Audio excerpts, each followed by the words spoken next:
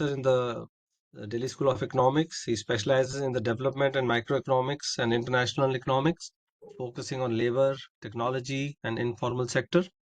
And before this, he has also worked at the University of South Pacific Institute of Economic Growth, Delhi, Center for Studies in Social Sciences, Calcutta, as well as held various research positions at the University of Manchester, University of Nottingham, Max Planck Institute of Economics, Norwegian Institute of International Affairs, University of Oslo.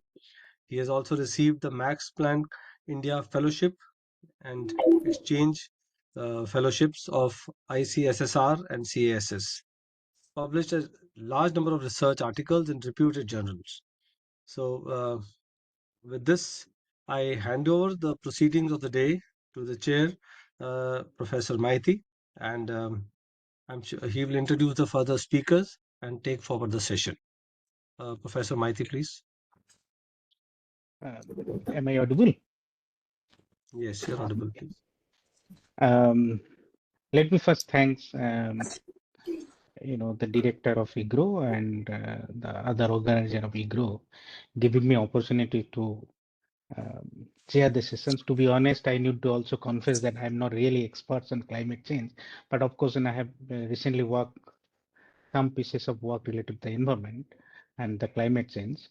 But that doesn't qualify me to chair the session. But I'll just briefly, give a context of the situation, and then we have two eminent speakers with us, and I consider them to be there's a live dictionary of the environmental and climate change debate taking place all over the world, and we may not get the better than these two speakers to speak on those issues, particularly the things that is happening around the world, and then what we are actually doing in the context of Indian economy.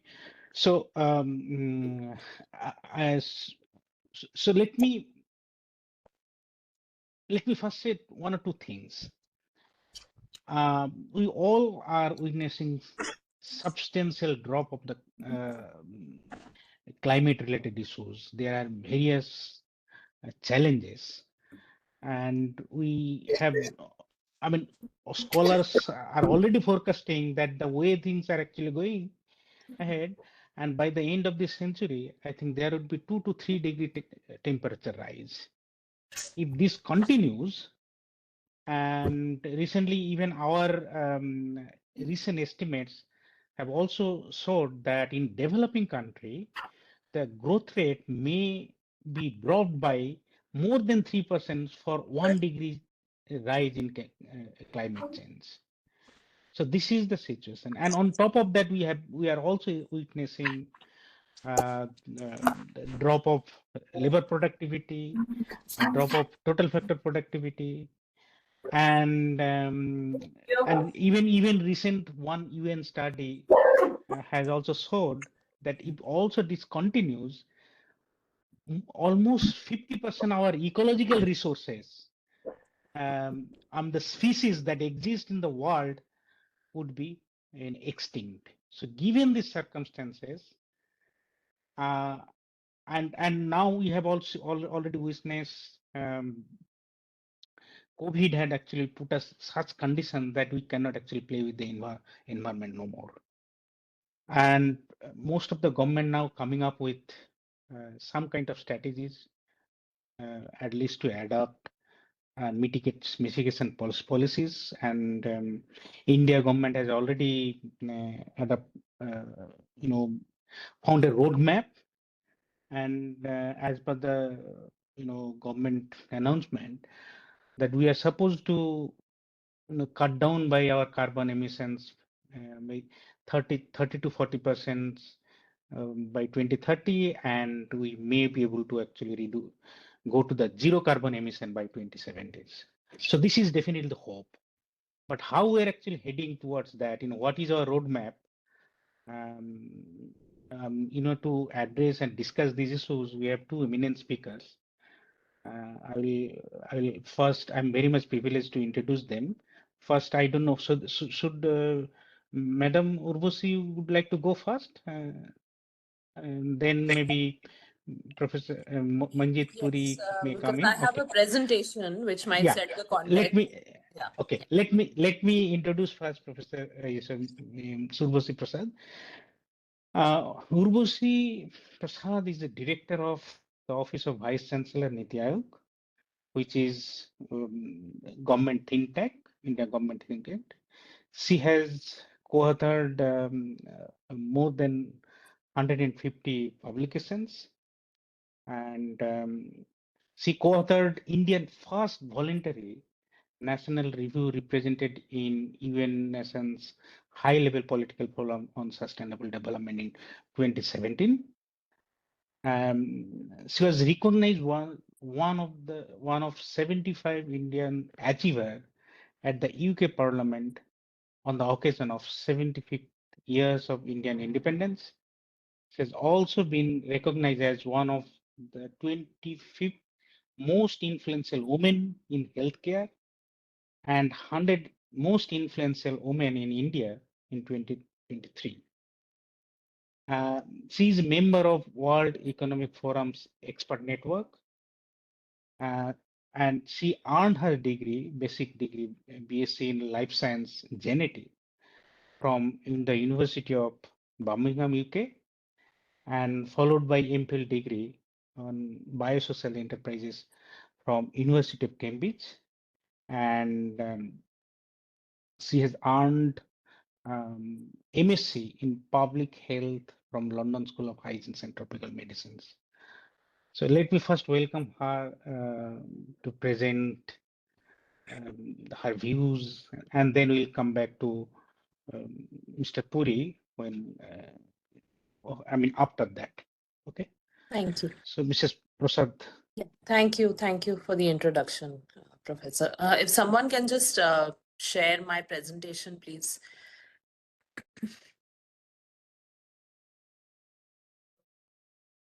Yeah.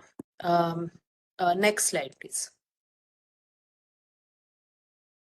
So I wanted to just give an overview before we really have the discussion on a report that Niti Aayog released, and Mr. Charan Singh was also referring to that in his opening remarks.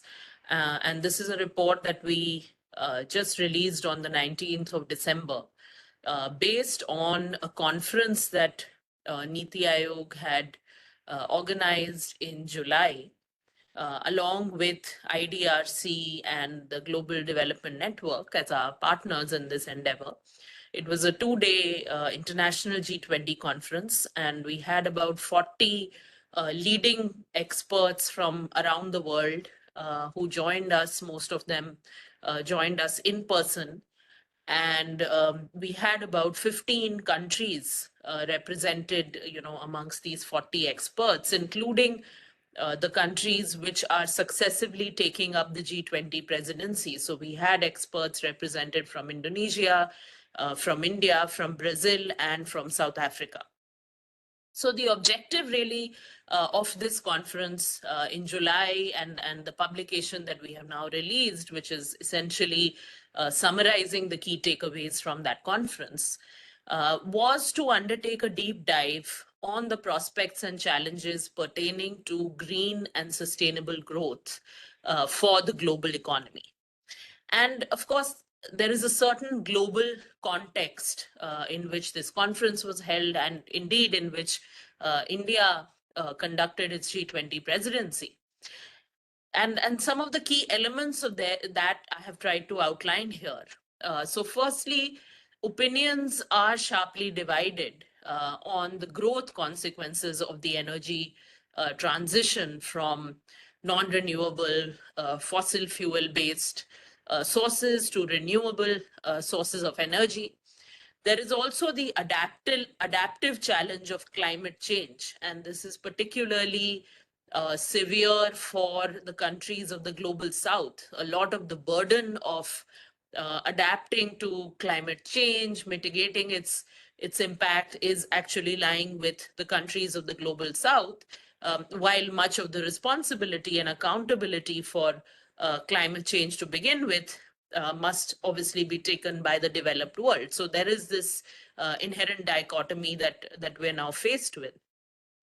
International organizations like the IMF and the WTO, they have warned of the economic welfare consequences of balkanization of international trade in the pursuit of economic security.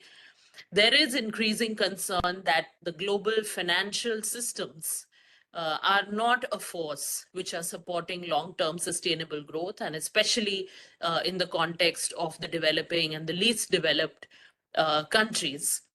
And that liberal globalization, whether rightly or wrongly, at least in the minds of the public, is associated with rising inequality, at least within nations. So these are some of the key elements that we thought constituted the backdrop, the global backdrop for this particular conference and indeed India's G20 presidency.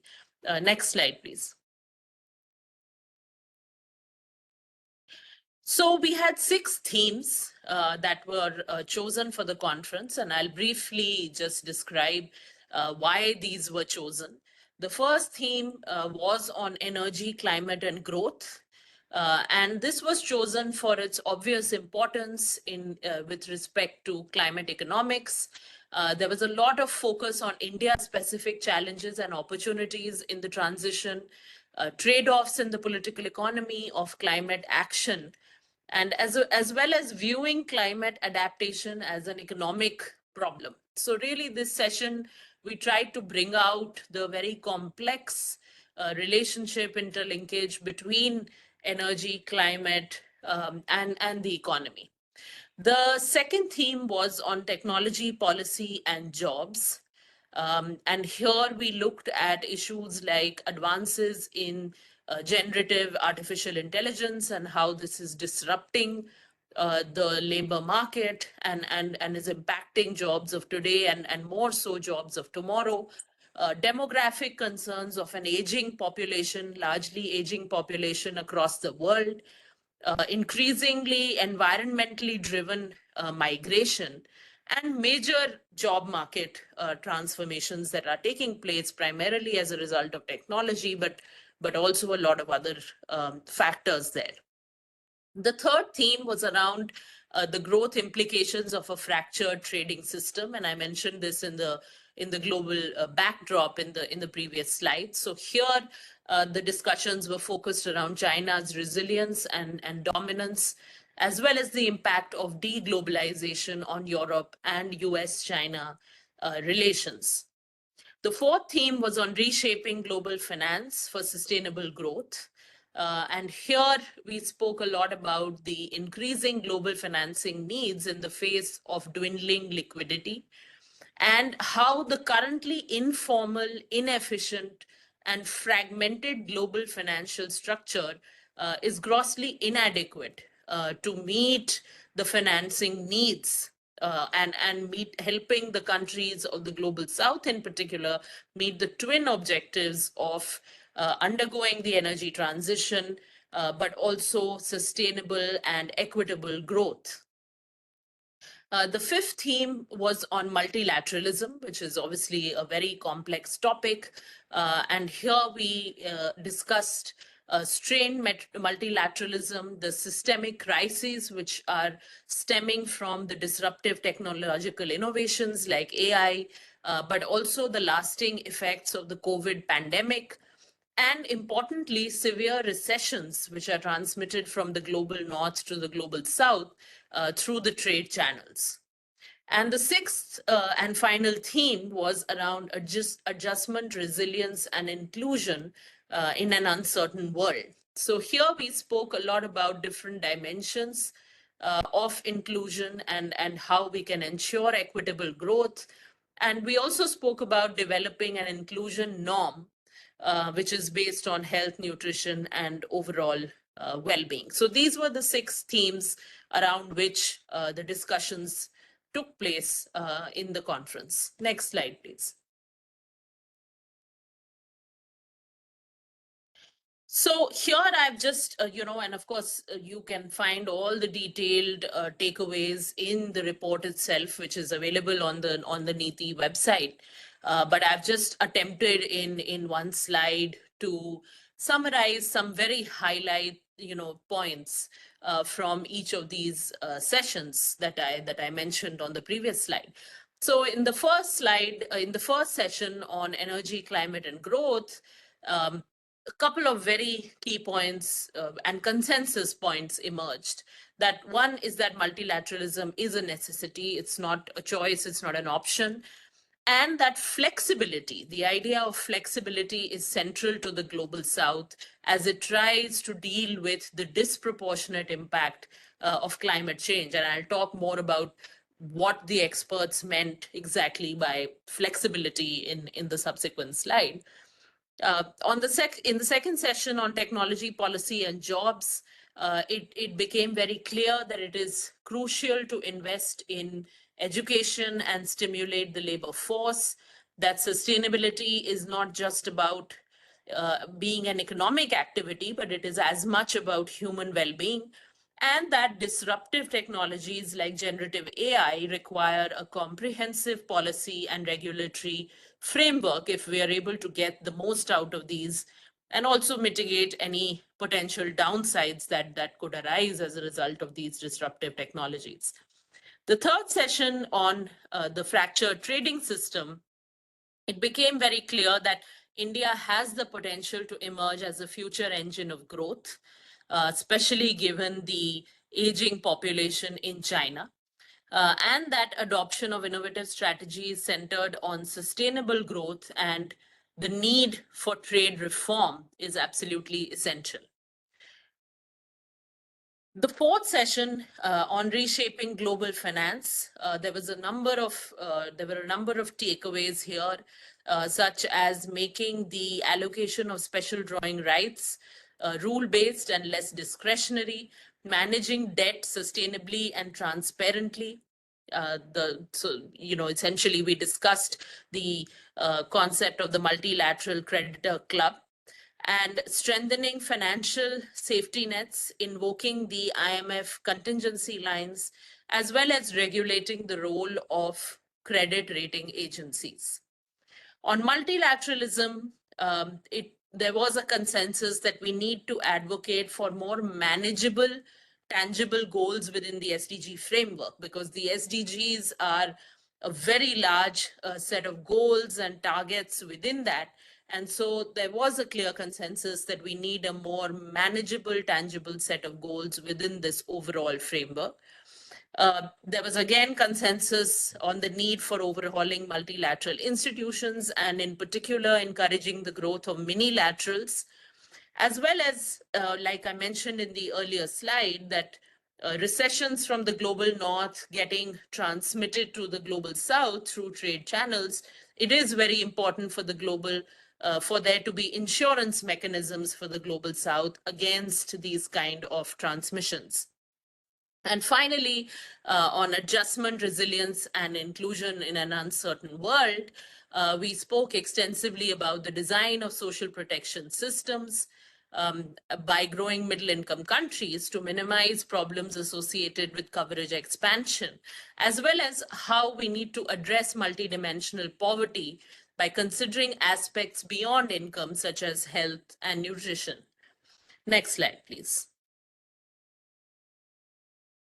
So these are my last three slides in which I will quickly just distill some of these takeaways or key discussion points into implications for the global south, implications for India, and implications for the G20.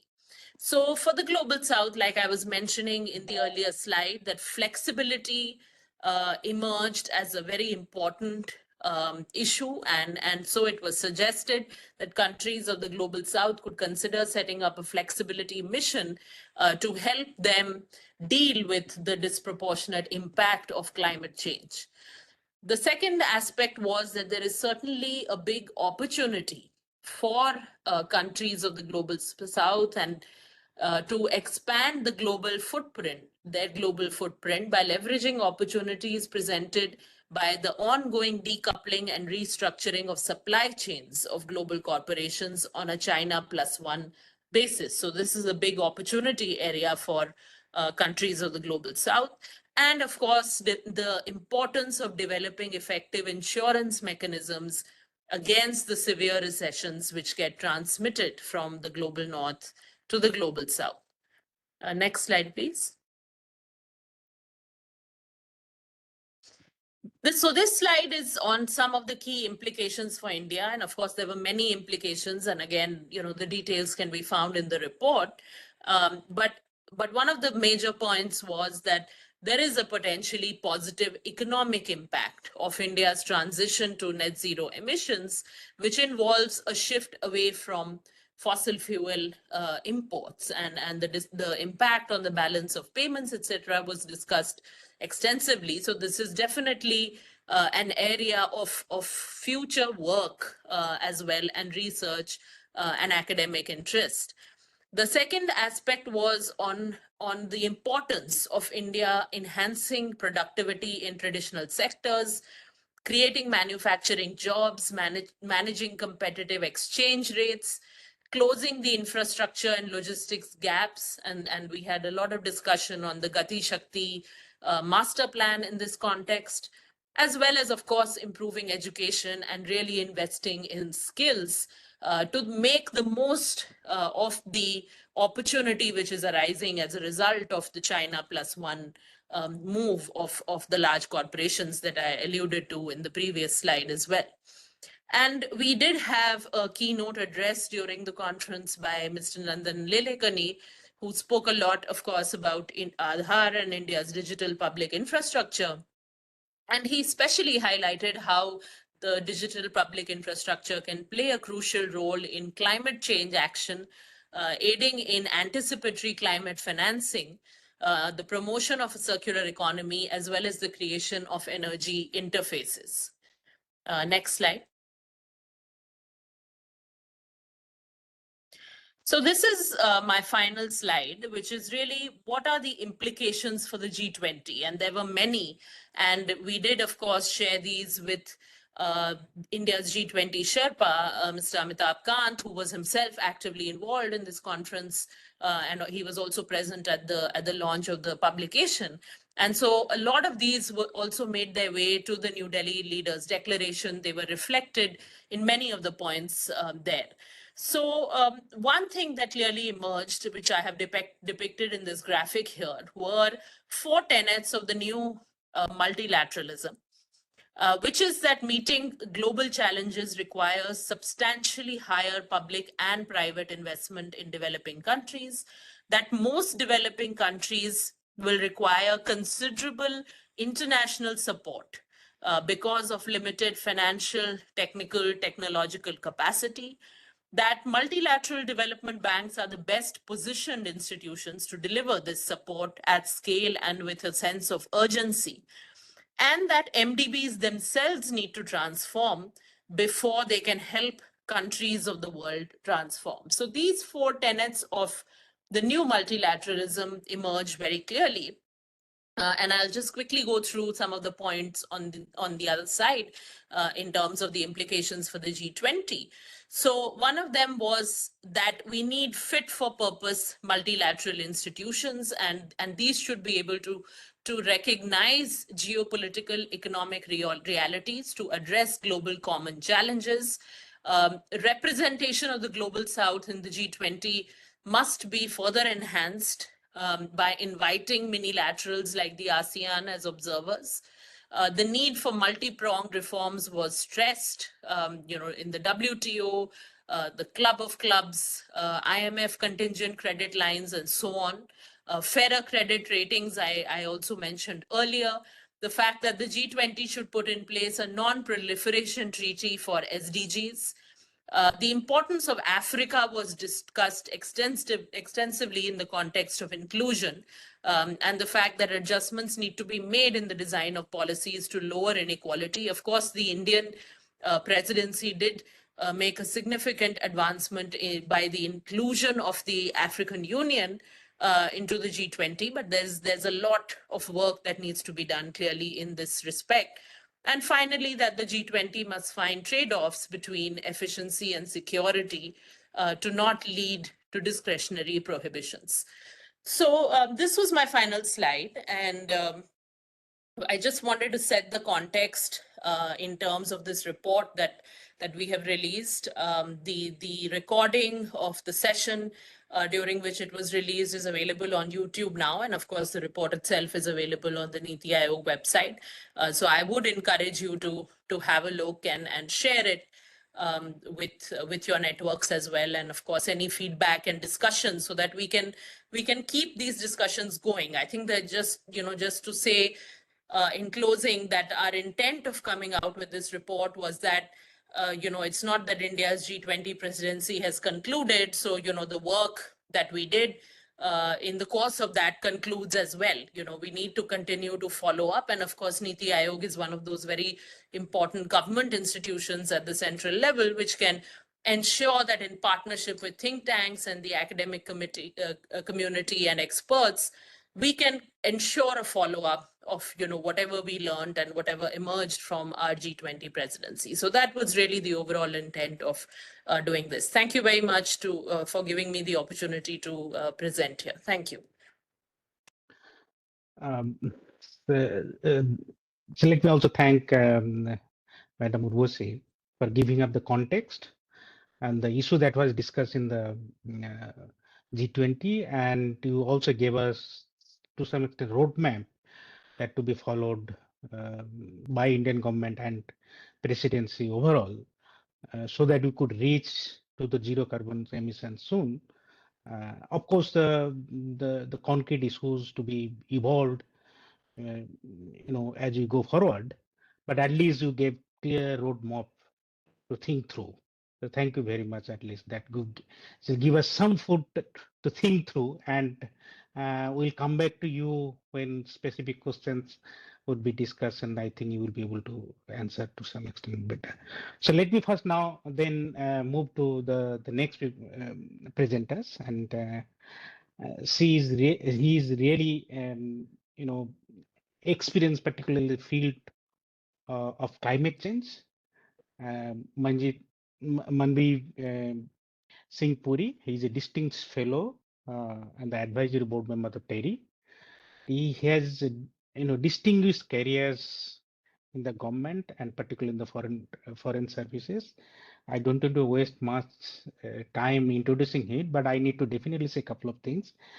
He joined Indian Foreign Service in 1982, and then moved forward in the job on various positions. He served as ambassadors of Indian government in many countries, European countries, Belgium, Luxembourg, Nepal, and Germany, and twice Muscat, Bangkok, and many other places. And he headed UN Economic and Social Affairs divisions in the Ministry of External Affairs of India, and led Indian delegations in the first meeting of the Global Forums of Migration and the Development in Brussels in July 2007, and the presenters of the various reports of India at Human Rights Councils. And during the phase 2011-12, when India served on the Security Council, he was the senior ambassador of the delegations. And his major work, and particularly both in terms of professions related to the environment, specifically climate change and the sustainable development. He was the lead negotiator in India in the UNs on the issues related to the post 2015 development agenda, sustainable development goals at the UN Conference of the Sustainable Development Goals held in Rio de Janeiro, Brazil in July 2012. He was key member of the Indian delegations of the various climate change negotiations, including the conference taken place in Copenhagen in 2009. And then before that, he also made his presence in Montreal, Bali, and Bonn, and various other UN conferences. So I guess, and he also earned his degree on management and also on economics from St. Stephen's, which is next to our door. And I guess this is the right platform to listen to him. Professor, Mr. Puri, floor is yours. So if you can confine your presentation and talk maybe 25 minutes max, and then that will actually give us some room for the discussions later on. Professor Maiti, thank you very much. Can you hear me? Yes, we can hear you. Can hear you. I will confine myself to even less than 20 minutes because Yeah. I want to So can I speak. so can I also ask participant to post the questions if you have anything, and maybe you could also hold your questions later on after Mr. Puri has spoken up. Thank you, Professor Maiti. The reason why I said I'll speak less is because I've been reading the comments and I completely agree with all the comments because the comments relate to something which I will say right at the beginning. But let me start, Professor Maiti, by thanking you. Thank you for introducing me and thank you for letting the world to know that it's a bit of an old guy who's been around for a very long time. In fact, the problem with Indian bureaucracy is that people keep changing every 3-4 years. The guys in the rest of the world continue to be the same. If any of you are following climate negotiations, then you will realize that John Kerry and Xi Jinping, the two negotiators leading China and the United States, started in 1992 and are still around. I'm afraid whichever way we look at it, there is some certain merit to people continuing because they know what they are doing and what's going on. But you know, we are the way we are. That's how civil services are structured. I want to thank Urvashi. I want to thank, of course, EGROW. Professor Charan Singh, Colonel MP, thank you for inviting me. Urvashi, I want to thank you. I want to thank the Vice Chair very much for asking me to join your conference, be present on the 19th when you release the report. I think I must be the only solo character around who's not wearing the hat of some institution or the other. So thank you very much. I'm glad at least someone recognizes.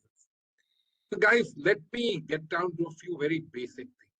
You know, one of the little headlines that has been flashing around and we've been at the forefront of flashing this has been G20 to COP28. Let G20, you've heard Urvashi, beautiful, lovely presentation, succinctly put across the perspectives from India. I think one or two things need to be realized by everyone. Climate change is here to stay. Climate change is not going away. And climate change is not a wishy-washy, thought-up idea that some people have cooked up in their mind. What the world agrees to do about climate change, sir, and yes, including about finance, is a different matter because international cooperation on any subject, and certainly climate change, which spans the entire world, is really about burden sharing. And will people be interested? So let me answer one very simple question for all of you. Why is it that you generally find that the Western world is very eager to try and take some action on climate change? And when I say action on climate change, I mean mitigation action. And mitigation action typically means cutting down the emission of greenhouse gases, which basically, in terms of technologies that we have today, means using less fossil fuels, which in a sense, means less availability of energy. Why is it that they are in the forefront? Why is it that historically the developing countries have tried to backpedal on that, push back, etc.? The answer is quite simple and straightforward. They have grandfathered all this because carbon dioxide remains in the atmosphere for more than 100, 150 years. So they've done what they have. They are today in a position perhaps to even push back because they have the technologies available. And large developing countries today are wonderful markets for newer technology, not necessarily the old proven. That doesn't mean that climate change, greenhouse gas emissions are not there. It means they are there. We have to do something, but international burden sharing is about protect your own interests first and foremost. Of course, the globe is the reason and the articulation point that everyone stresses.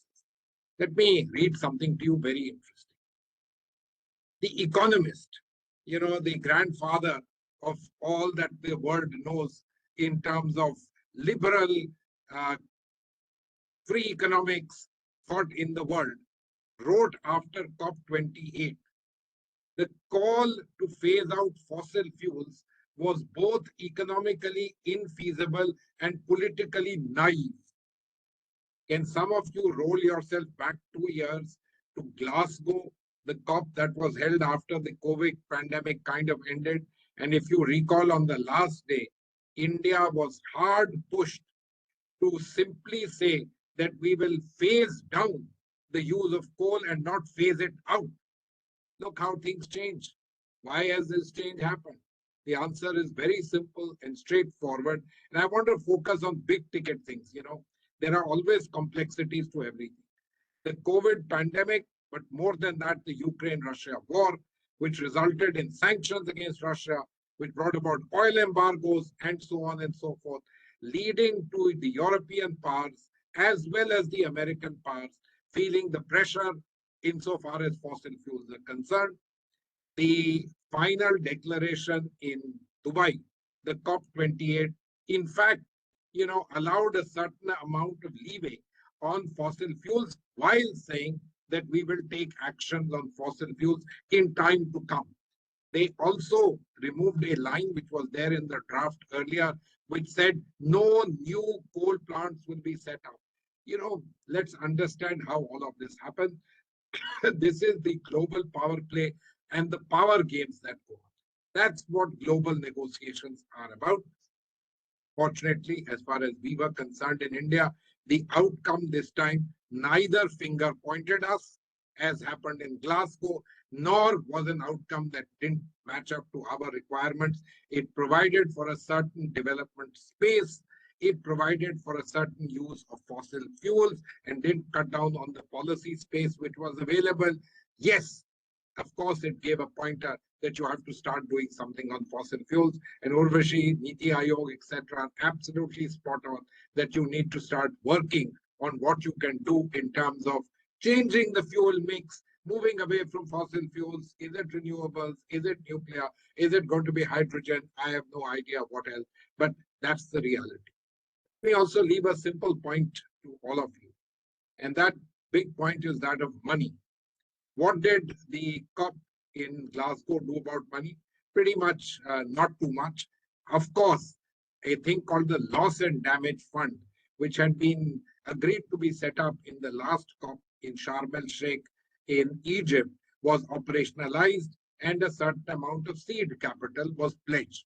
Already good news. We only talk in terms of small incrementals and feel happy. Then there's a thing called the Green Climate Fund, lying moribund for years, but a great deal of recapitalization was announced in Dubai. Again, good news. But if you think this is the panacea for everything, the answer is certainly no. Let me take you back to money and where it belongs. You've heard a lot about this thing called the $100 billion pledge. Even now, more than 12 years after it was first announced in Copenhagen 2009, the pledge has not yet reached. Today's figures are talking about some 89 billion. Let me say, let's forget about this figure. Good, bad, whichever way, for a large developing country like India, that's not going to be the source of funding that we would need for the large amounts of climate action that we need to take. Obviously, much of it would have to be generated locally.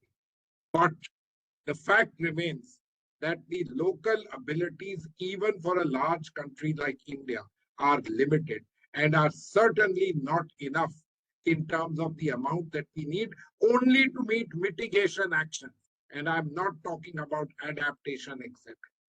So when lots of people talk in terms of, well, the action is yourself, you have to do it yourself, everybody understands it.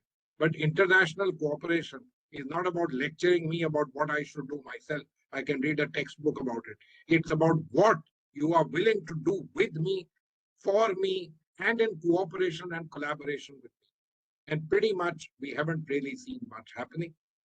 The G20 took a very salutary step. Started from the G20's finance minister side, got taken over by the summit, which was to look at MDB's reform. And by MDB's reform, we mean reform of the World Bank and the institutions aligned to what? World Development Organization. The IMF technically is not part of this particular game plan.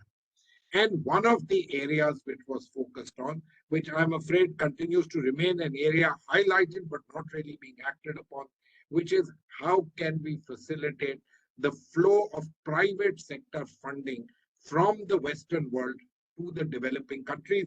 And I particularly looked at a country like India.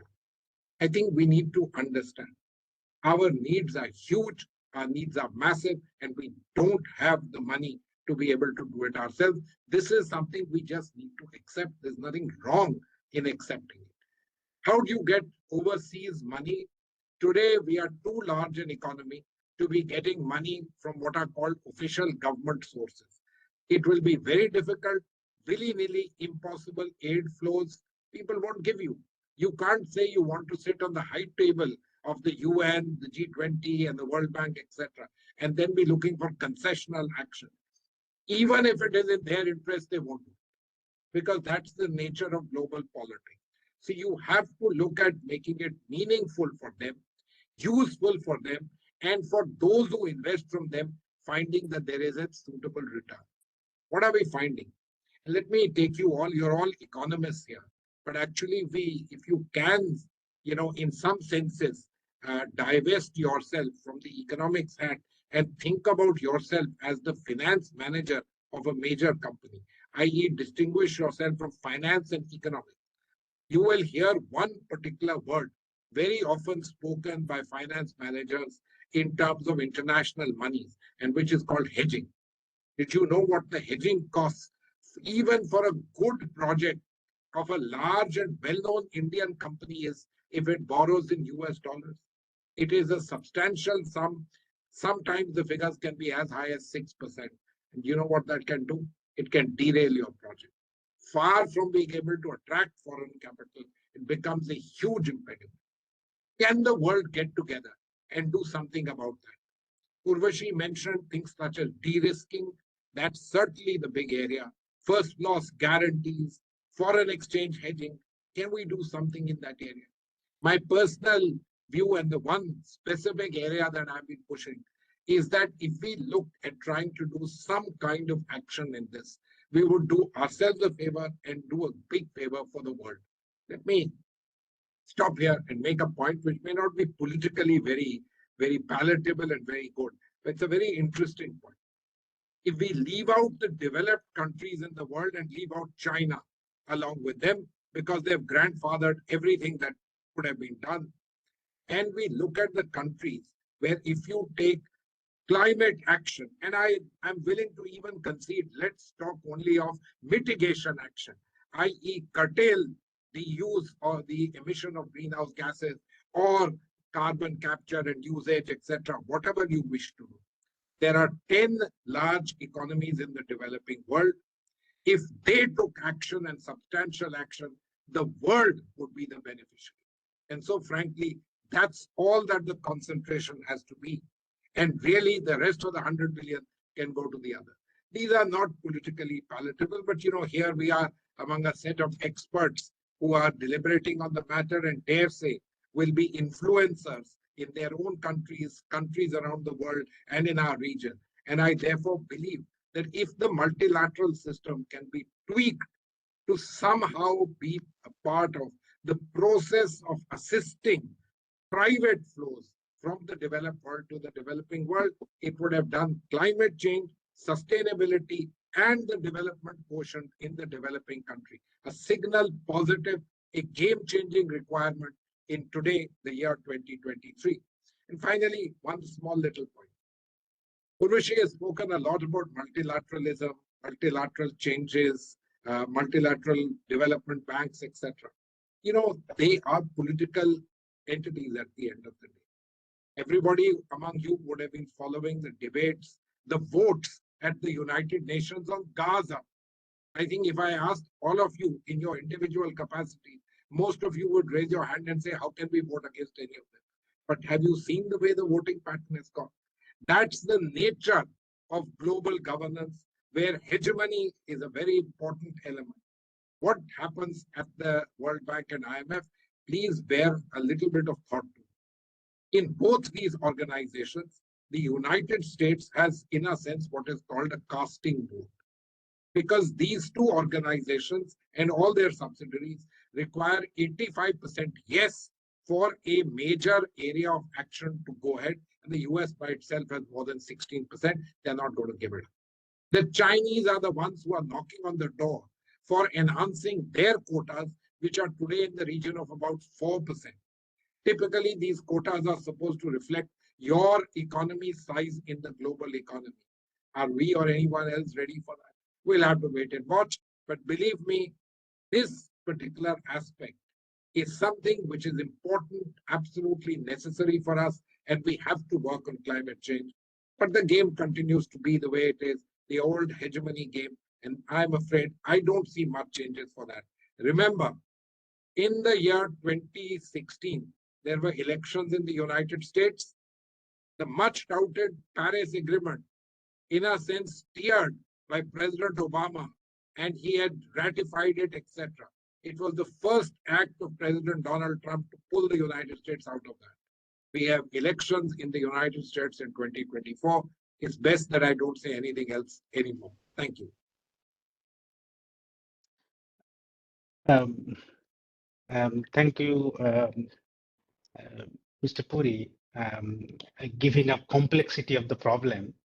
And I should also tell you that the kind of optimism that I've heard from Urvashi are not very reflected on your voice, to be honest. Okay, so let me place some of the issues that I've understood, and so that that would help us to discuss a few issues so that you could understand better how to go forward, at least in the Indian context. So um, in terms of impact, we all have understood that the climate change is going to give a greater threat on our long-term economic growth, particularly the developing economies are going to get a hit. And now, in spite of the fact that COVID experience is bad for everyone, the cooperation, the problem of the cooperation, what Mr. Puri has highlighted, all are definitely there, and really difficult to actually get the fund, just to add up some of the mitigation strategies to be required to sustain growth in the developing countries. So this is really the challenges for. But still, I'm a bit hopeful, since developed countries has also experienced the severity of the climate change in the recent past. And I think there could be some kind of international corpus would be created, at least I'm just thinking, and somewhere. Let's say, even that is not done well. Now, how best, what we could actually do within our country, at least to help us in doing better mitigation strategies, we need to actually plan and at least see some kind of roadmap. Now, so let me place you the problem that you have highlighted. One problem, of course, if you want to go for the alternative renewable energy, and you want to also go for, giving boost to the traditional sectors, which could also be exportable. You need definitely investment everywhere, infrastructure and everything. Now, can I suggest something the way the, let's say, reform that has been undertaken 2 to 3 years back, when, let's say, in early 90s, when the reform was actually undertaken, one of the reasons was that public sector enterprise cannot be inefficient. So that's the reason privatization was actually being adopted. Now, since we know the government efficiency has gone up with the help of digitalization, the technologies has actually improved our productivity. So instead of moving towards more privatization, at least can we, let's say, government take up some of those economic activities which were under government enterprise before, like, let's say, ONGC or let's say some of those core public sector activities, some economic activity, so that you could also earn some money, and government fiscal space maybe be widened. That could also help us to fund some this kind of activities. Can that be a you know the policy directions, at least in the short run? I don't know. I mean, if any of you are Urvashi or Manjeev, Manveer, Mr. Puri, if you can first discuss this issue, then maybe we can move forward to some of the questions that has been raised by the participant. Professor Maiti, thank you very much. This is not an area of my specialization, but let me say a few general things. Look, space once vacated, to reclaim it, I'm not very sure. I think the general directional move is also different. But let's be very clear. Where the world is headed as far as climate change is concerned, and the need to do something about greenhouse gas emissions. You can keep shouting, but if you're not Donald Trump, you will not be able to get your voice. That's an individual who heads the world's largest and most powerful economy who can do that. But for all the rest of us, the Europeans, the Indians, the Chinese, the Saudis, and everyone, the message is loud and clear. Fossil fuels, in my opinion, there's a kind of the end date is not really written, but the end date is being written. And so therefore we need to start moving. What do governments do, or what can they do? I think the government of India has done a great deal in terms of not just encouraging, but also mandating renewables. Secondly, the government of India has done a great deal in terms of encouraging newer fuels, newer actions. Look at the green hydrogen mission, which is one of the largest in the world. One of the world's largest electrolyzers is being set up here in India. And so we are doing a great deal in that. Now, much of this would, of course, have to be by fiat. But Professor Maiti, I'll tell you something else. The reality is you won't get money. The ability to be able to grandfather things is almost gone. And I must say, I compliment the government of India that in the last 6-8 months, they had the courage to go ahead with additional coal-fired power plants, which was a very unique thing to have been able to do. Given the paucity of funds, and we've eased the funding routes, etc. It's credit to our government, but it's realization that your demand for electric power is shooting up. There is no way you can meet it through wind, through solar, and nuclear takes a very long time, etc. There's no other way but to keep up the development imperatives and the immediate needs. You have no choice in the matter, and we did it. But at the end of the day, you are so right. It is governments, and after all, what are UN negotiations? They are about governments taking commitments on behalf of their countries. And thereafter, how do they enforce it? Partly by fiat and diktat, lay down standards, norms, etc. Partly by incentivization, partly by squeezing the availability of money, if not doing it yourself. I personally think, as far as India is concerned, doing much of it yourself is now maybe a matter of yesterday. And now it's going to be through incentivization, rules and regulations, standards and norms, insurance products, all those sort of things. And I see that we are taking a large number of extremely bold steps. I'll stop by just highlighting. The Honorable Prime Minister of India at Dubai was able to say that the only major economy in the world which has met its nationally determined commitments under the Paris Agreement is India. In fact, we've done it in the case of renewables, etc., several years ahead of time. That, of course, means the demand on you to raise your targets will happen, but I think we are well positioned. Okay, there's a great Mr. Puri to give your reaction. Can I come back to Urvashi if you have any reactions on the issue that has been raised by Mr. Puri?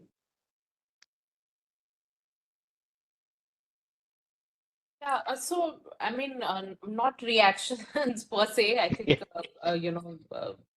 but I think just to add another kind of issue, because I see a lot of the questions in the chat also related to this in terms of localization of this whole green agenda, climate, what needs to be done in our cities.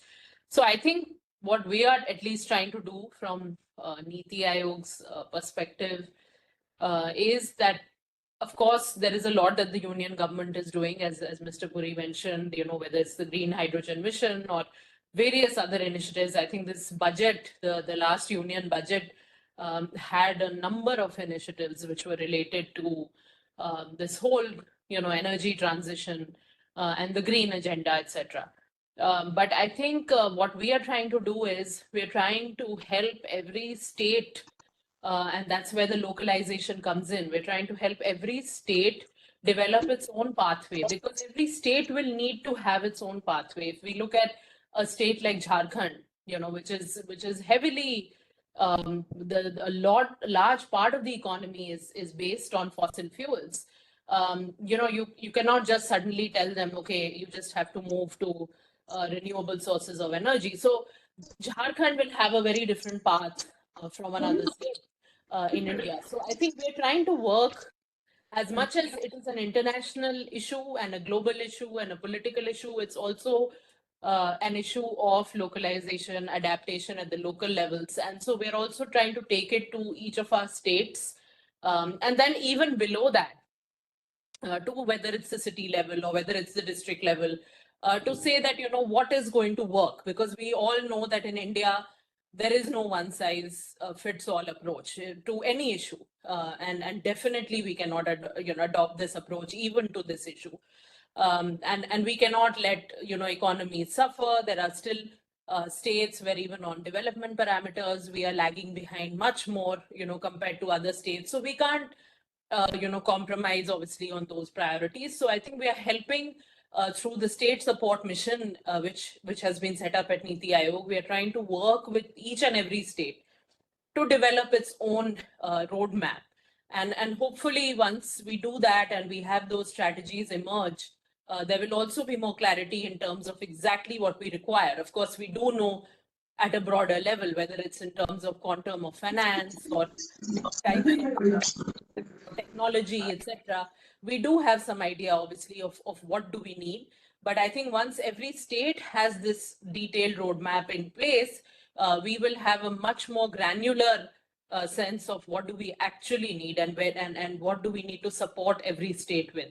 So that's at least the direction that we are trying to go in. So just wanted to add that additional perspective.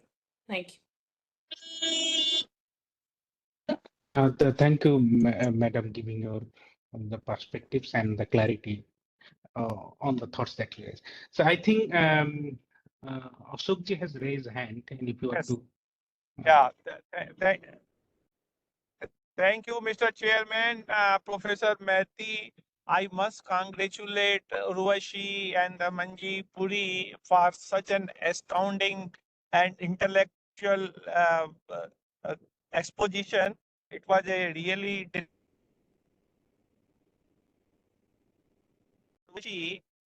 there is a trade-off between energy imperatives and security, and both are the compete for the state. How you strike a balance between the two? Yes, so I think, that's a very important question, obviously a very difficult one. So I think we have positioned it as, what you're saying, that, the energy trilemma, in a way that, we're trying to balance these competing issues of security, as well as, using the cleaner sources of energy, etc. So I think at least at Niti, we are trying to work on all those dimensions parallelly. We've also been doing a lot of work on modeling and just coming up with projections in terms of what are the kind of resource requirements that we are going to have at a national level, as well as at a disaggregated level, because I think a lot of clarity emerges from that itself. And of course, we're doing these projections all the way up till 2047, which is the the Prime Minister's Viksit Bharat sort of goal that he has set before the country. So that is one track of work that we are doing, is on coming up with very realistic projections of what will be our requirements. And then, of course, thinking about how do we actually meet these. But like I said, that of course we need to have, and we will have, a national strategy which will evolve based on these kind of scenarios and projections, etc. But we also need a disaggregated sub-national plan, and that is something that we are trying to really focus on. So I think the first part is to get a very realistic sense of where are we with respect to this whole energy trilemma, as experts in the space refer to it. And then, how do we actually develop strategies both nationally as well as at a disaggregated level? So I think those are the two tracks on which we are trying to work, but it is a very complex issue, and I don't think we have any straightforward answers right now, but we're certainly trying to work in a way that we can identify the most suitable options once we know exactly the kind of energy requirements that we're going after, and of course, our net zero goals. So yeah. Yeah, thank you, Urvashi. It's a very appropriate answer, and quite. But we look forward, because these are complex issues. Yes, yes. Thanks indeed. I think Swami Vargas has actually raised hand. You can ask questions if you have. Yes, sir. Actually, I have a question for Urvashi ma'am. Ma'am, I wanted to know how Indian policies are working towards the green hydrogen economy.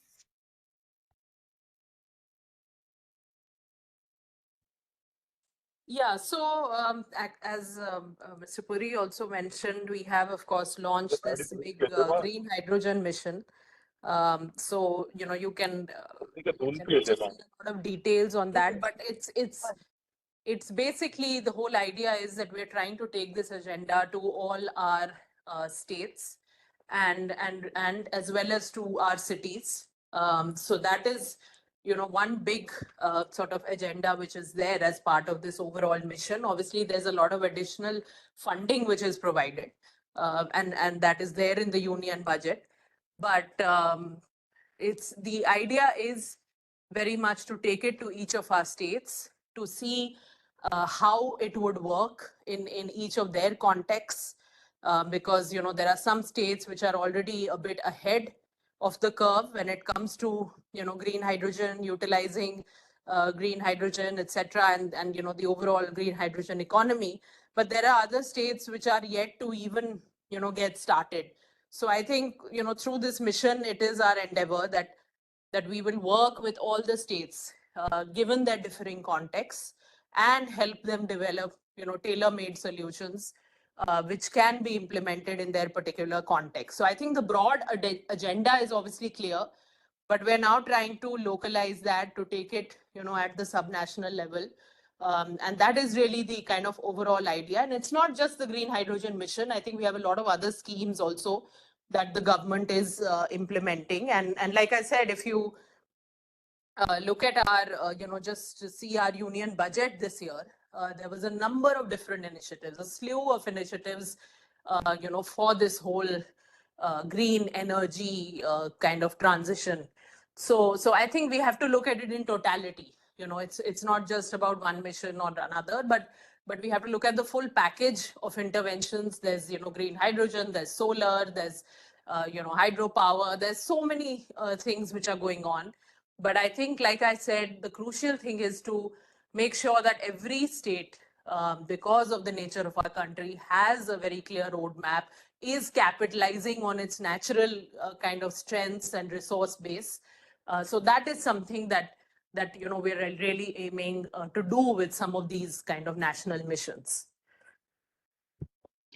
So we have Professor Maiti, yeah, I'm yeah, afraid that we are yeah. running short of time now. Yes. The questions are many and the answers are Yeah. also so apt, but we have to take care of the time. Yeah, no, that's fine. No, so that's what I was going to say. I mean, we have already exceeded 11 minutes from our scheduled time. But of course, there's a lot of complexity that has appeared, and but at the same time, Government of India has already made a roadmap to move towards the zero carbon by 2070. Now, I don't want to leave with an ambiguity. I would end up with some kind of hope. So I'd like to get final reaction from both of you, that how much is, I mean, to what extent you think this is practically achievable by 2070, zero carbon emission. I was actually attending one World Bank conference on green growth. There was some general discussions. Of course, the complexity that we have in India is much bigger, particularly when you have, almost 80% workforce working in informal sector, and you can make up your standard and environment regulations. Sometimes it is really difficult to actually address because we have unemployment issues as well. Now, I mean, I want to let how much we are confident that you will be able to achieve zero carbon emission by 2070. Of course, nobody can guarantee, but still, we'd like to end up with some kind of hope and optimistic picture. So, Urvashi and Mr. Puri, if you can finally say final reactions on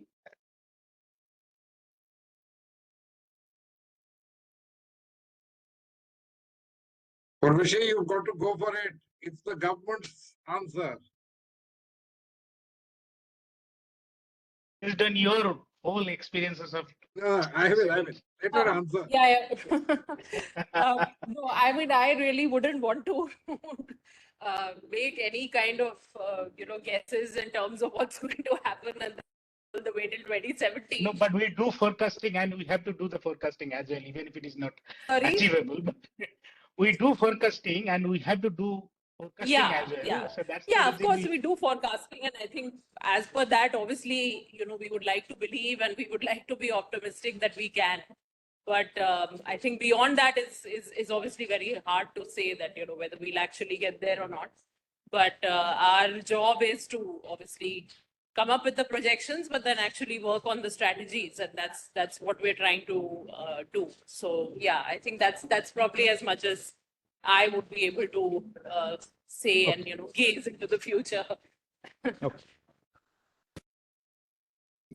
Hello. As a freelancer, let me say something. Yes, please. We've made a commitment.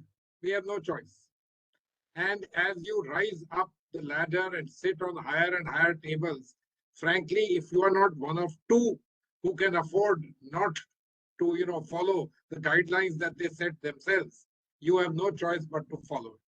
So all the projections actually start by saying 2070 net zero and work backwards.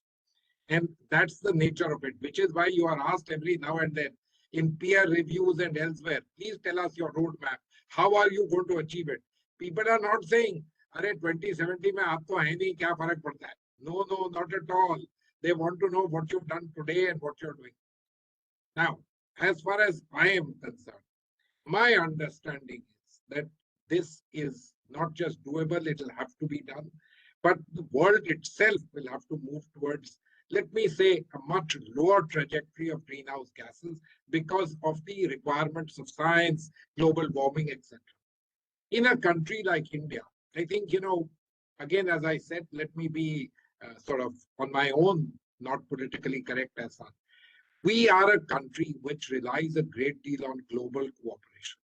That doesn't mean aid. It doesn't mean free. It means that when the world has established something, we are quick on the take, we take it up, we do it on large scale. I can give you lots of examples of that. We've got now the world's largest refineries. The technology is not ours. We are talking a lot of digital infrastructure. What have we done? We've simply done it in scale.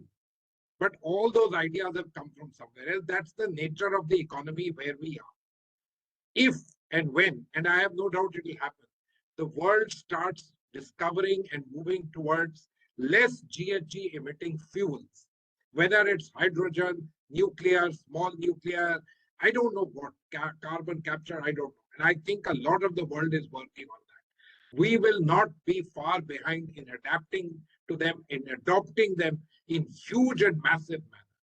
We have the capacities and we have the will to do it. So I have little doubt in my mind that we will not be falling behind our international commitments. We stand committed to them. We are part of those who believe that what you say internationally, you should stand by them. And I have little doubt that we'll want to do it. We seek international cooperation, capacity building, finance, etc. That's, of course, goes without saying. Thank you, Mr. Puri, giving your hopeful statement. And of course, I'm still hopeful that we'll be able to achieve. At least we are in the right move. Things are working. So and then almost we have crossed, I think, 20 minutes past our scheduled time. I'll hand over to the organizer.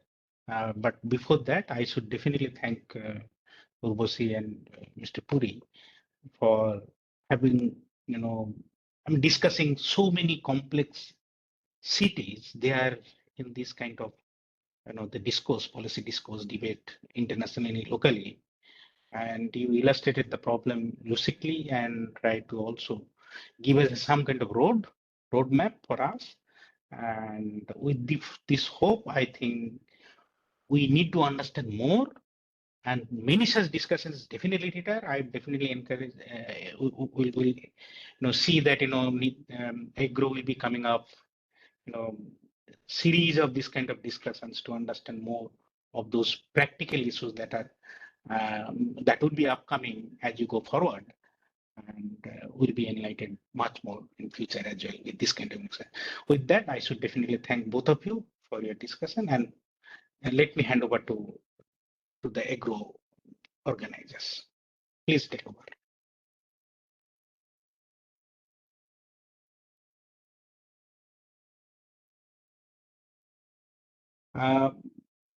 Okay, Yeah, please go ahead. Professor Maiti, and also the two speakers, Urvashi as well as Ambassador Manjeev Puri. I think it was a very enlightening discussion. A lot of questions because it concerns everyone. And that's why everyone is concerned to know what is the government doing, how we are going to achieve that target, which these meetings are setting. And as Ambassador Puri said, we have no choice. And it is time to work backwards. And that's the way I think the government will have to do and make strict norms to be followed. I hand over to Professor Charan Singh for his final remarks on this and the future uh, webinars which we are planning. So I must thank Professor Maiti and of course Ambassador Puri and Madam Urvashi to have really enlightened us on this very important issue, and Colonel MP Singh for taking care of the session today. Next week we have, in sequence of this climate finance, another session with the same theme, and speakers and contributors in that report which NITI has released on December 19, a green and sustainable growth. And I think each one of the Ambassador Puri has contributed there significantly. Each of the contributions in this report are absolutely worth the time, very, very enlightening.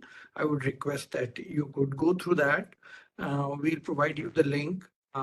But we'll be happy if you can join us next week also as we continue our journey to study and understand a green and sustainable growth agenda for the global economy. I would like to make two more announcements. One is the housekeeping. Every day for 1 hour, we conduct some class on a topic which is important to an economist under the series that we are running called As Against Financial Literacy. We are calling it economic literacy. We break it into modules. These modules could be financial markets, macroeconomics, Indian economy, or things like how to tackle the non-performing assets of the banking sector. I would request you to please join us in that endeavor and far and wide, because these are online classes, 1 hour every day. If you can spread the word across the country, we would be very happy if more people can join us and take advantage. The last point that I wanted to make is the budget is coming, though it's an interim budget vote and account. We are going to have 3 webinars on each of the Fridays after next on the budget. We are going to be covering Northeast. We are also going to be covering partly the expectations from the budget, as well as something on the Finance Commission. I would request you that on Friday evenings till the budget, if you can spare and earmark pencil time to be with us for about an hour and 90 minutes, we will really be thankful to you. With that, once again, thanks to Ambassador Puri and Madam Urvashi. Thanks to Professor Maiti to have chaired the session and Colonel Abby to conduct the proceedings. Have a great evening, a great weekend. I know it's a New Year weekend. Have a great start of the new year, and I see you next year. Thank you so much.